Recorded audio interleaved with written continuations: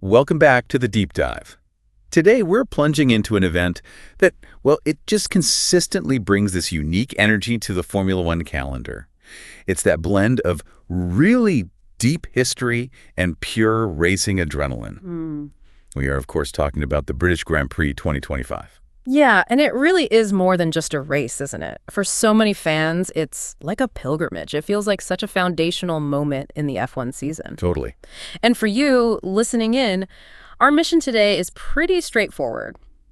We want to give you the ultimate shortcut, basically everything you need to be fully informed for that race weekend. Exactly. We're going to unpack it all from the legendary circuits, frankly, incredible past, right through to the full schedule, and maybe most importantly, how you can actually catch every single moment of the action. That's the plan. We've been digging into a really comprehensive article, from F1 blogs that breaks down all the race specifics and the broadcast options. And we've pulled out the absolute key bits, the stuff you really need to know. So let's buckle up and dive right in. Let's do it. So, okay, let's turn our attention to the heart of it all. Silverstone. This isn't just any old racetrack, is it? It's genuinely considered like the sacred and iconic circuit for Formula One. Oh, absolutely. When people say the place where it all began for F1, they mean Silverstone, no question. That's kind of amazing. And what's really remarkable, I think, is just how humble its beginnings were. Our source, F1 blogs, they highlight this. Silverstone started its life back in 1948. And get this, it was a military airfield. Right. An airfield. Yeah. The very first layout was basically just 4 joined straight lines. It's almost impossible to picture that today, given how complex and, sophisticated the track is now. It really is. And yet it's just incredible how it's grown from those, well, simple origins. Its unique status, too, being the uninterrupted host of the British Grand Prix since 1987. That makes 2025 its 78th British Grand Prix. It speaks volumes, doesn't it? It really does. But what do you think is the secret to that longevity? What makes Silverstone so, uniquely resilient in this constantly changing F1 landscape? Well, if you think about it, Silverstone's journey, from a basic airfield to this complex, purpose-built racing cathedral, it's kind of a microcosm of Formula One's own evolution, isn't it? That's a great point. It just shows how the sport continuously adapts. It's always balancing that raw speed with increasingly sophisticated demands for safety, for the spectator experience. It's not just a track. It's like a living archive of F1's changing DNA. Yeah, like it grew up with the sport. Exactly. And the circuit wasn't built in a day either. The F1 blogs article mentions this gradual addition of new curves over the years. Like 1991 was a big turning point. They brought in new zones like the bridge curve and started to get rid of some of those original long straights. And what's really striking, I think, is that massive transformation between 2010 and 2011. That's when the modern layout we know today really took shape, right? With that entirely new interior section. Absolutely. It's just wild to think its roots trace back to an airfield. When you look at it now, it's almost like, the track itself grew up alongside F1, shedding those simple beginnings for something much more complex and demanding. Precisely. And now it's a challenging 5,891 meters. Its identity is very much defined by those high-speed linked sections, Maggots, Beckett's, Chapel. Oh, yeah. Iconic. Totally. And that design philosophy, that flow, is why it consistently ranks as a top favorite among the drivers. It really tests their skill, their bravery. It demands absolute commitment through those sweeping corners. Absolutely. And it's not just the circuit that holds history. The drivers who've mastered it are legends in their own right. This race, the 5th European one of the year, right in midsummer, it's certainly seen some incredible performances. But I wonder, is there something specific about Silverstone, maybe that high-speed nature you mentioned, that just consistently favors certain driving styles over others? That's a really perceptive question. I think those long, high-speed corners, they do tend to reward drivers who are incredibly precise, really confident on the throttle. The ones who can carry immense speed through a whole sequence of turns without scrubbing off momentum. Right, like a flowing style. Exactly. It's why you often see drivers known for that kind of flowing style really excel here. And our F1 blog source, it highlights the sheer dominance of one particular driver at this circuit, Lewis Hamilton. Ah, yes, Mr. Silverstone. Pretty much. He is truly Silverstone's talisman, as they put it. An astounding 9 victories. 9. That's just unreal. It really is. It's almost double what other past stars like Jim Clark and Alain Prost achieved. And they each had 5 wins, which is, incredible in itself. Still legendary numbers, yeah. But 9. it just sets him apart. It's almost like he has this unique connection to this specific piece of asphalt. That is an incredible record, truly sets him apart. But it's not just about the legends of the past, is it? Recent years have given us some really memorable moments from active drivers, too. Fernando Alonso, for example, he's got 2 victories there from 2006 and 2011. Yep, remember those well. And then more recently, we saw Carlos Sainz take the win in 2022, a hugely popular win. It was. And Max Verstappen, of course, secured his victory in 2023. Right. So it raises that big question, doesn't it? Who's going to add their name to that prestigious list in 2025? That's always the exciting part, seeing who can master such a dynamic, historic circuit, especially one that keeps evolving alongside the sport itself. Okay, so with that legacy, those champions in mind, the burning question for everyone listening is, when can you actually witness history being made in 2025? Let's nail down the timings. Right, let's get practical. The British Grand Prix 2025 race weekend runs from Friday, July 4th through Sunday, July 6th. Mark those calendars. Got it. July 4th to 6th. And for those of you tuning in from Spain or anywhere on Central European time, that's GMT+2, we've got the precise timings here, courtesy of our F1 blogs source. Okay, let's hear them. So on Friday, July 4th, Free Practice 1 runs from 13.30 to 14.30. That's 1:30 to 2:30 p.m. Okay. Then later that day, Free Practice 2 is from 17.00 to 18.00, 5 p.m. to 6 p.m. Right, standard Friday structure. Pretty much. Yeah. Then on Saturday, July 5th, you've got Free Practice 3 kicking things off from 12.30 to 13.30, 12 to half 1. Final practice session. Yep. And then the big one for Saturday, Yeah. the all-important qualifying session starts at 16.00, 4 p.m. sharp. Crucial session, that. And then Sunday. Sunday, July 6th. The main event, the race itself, also starts at 16.00, 4 p.m. Okay, so quali and race both at 4 p.m. Spanish time. Good to know. Exactly. But, and this is important for our global audience, these specific timings, they obviously vary significantly depending on your time zone. Of course. Big world out there. Right. The F1 Blogs article actually provides detailed schedules for viewers right across America, Europe, Africa, the Middle East, Asia, and Oceania. So wherever you are, you should be able to easily find your local start times. Definitely worth checking so you don't miss a beat. Good advice. All right, so we know the history, we know the schedule. Yeah, the really big question for many of you listening, especially if you're in Spain, which we're focusing on a bit today, is how exactly do you catch all this thrilling action? The broadcast maze. Exactly. Our F1 Blogs article details viewing options globally. But yeah, for this deep dive, we're really focusing on the, let's say, nuanced landscape in Spain, where there are basically 2 main ways to watch. And what's really fascinating here, I think, is how the Spanish F1 market kind of reflects this bigger global shift in sports broadcasting, you know? How so? Well, with DAZN becoming the outright owner of the rights this year, it just highlights the increasing power of these over-the-top or OTT services, streaming services, basically. It's a streaming giant. Yeah. It's this battle for eyeballs, for subscriptions, and it's forcing traditional players like Movistar to adapt by, you know, bundling things together. And you've got new entrants like Amazon becoming gateways. They're all vying for your F1 viewing experience. So essentially, in Spain, you're watching the DAZN feed one way or another. Pretty much, yeah. Whether you subscribe to DAZN directly or get it through another service, they're the ones producing and holding the primary rights now. Okay. So let's talk DAZN first.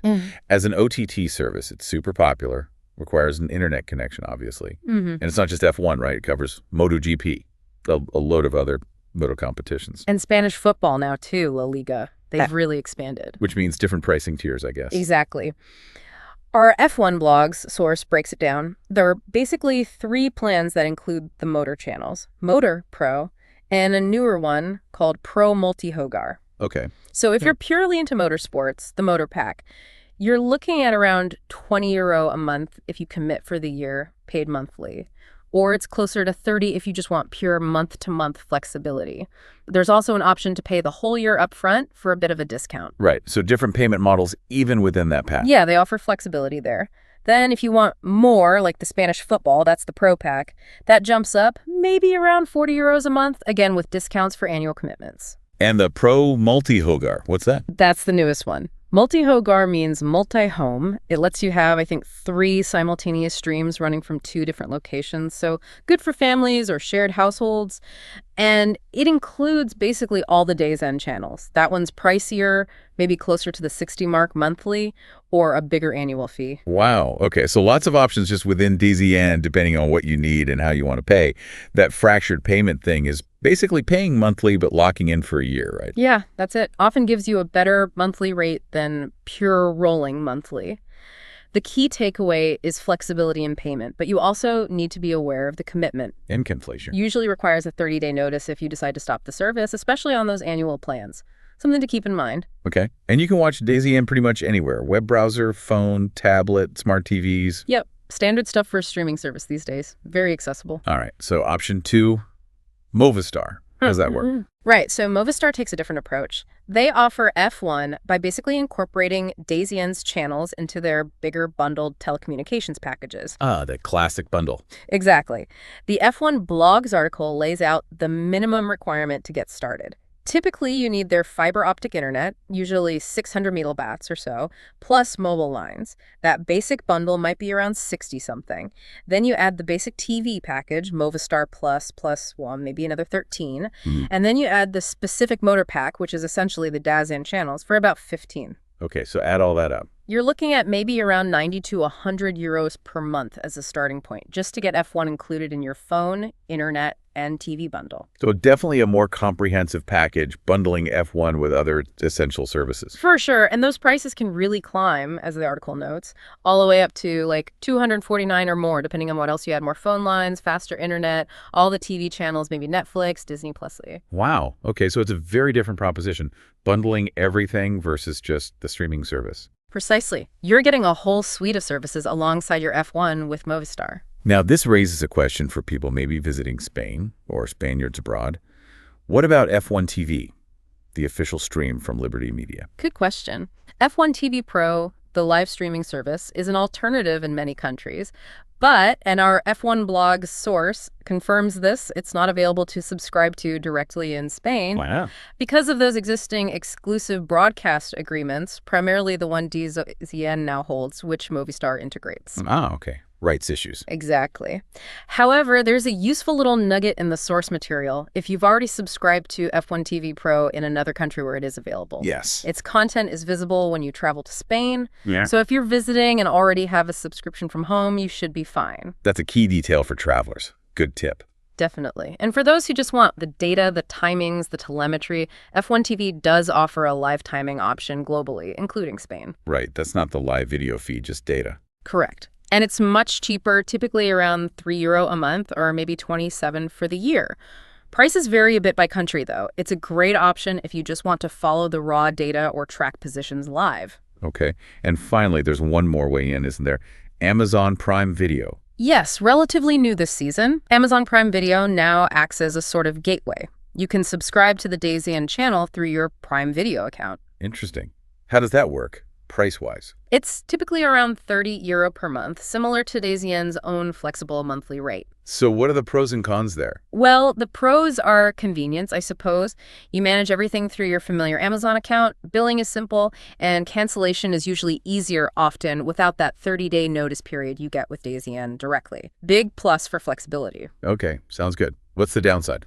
The main downside, according to the F1 blog's source, is that currently, through Amazon, you can only get the complete DAZN package, the one that includes the Spanish football. Ah, so you can't just get the cheaper motor-only pack via Amazon. Apparently not, at least for now. So it leads to a higher price point if you're only interested in F1 and motorsports, because you're paying for the football access too, whether you want it or not. Right. So navigating these options. Yeah. It can feel almost as complex as nailing a race strategy sometimes, can't it?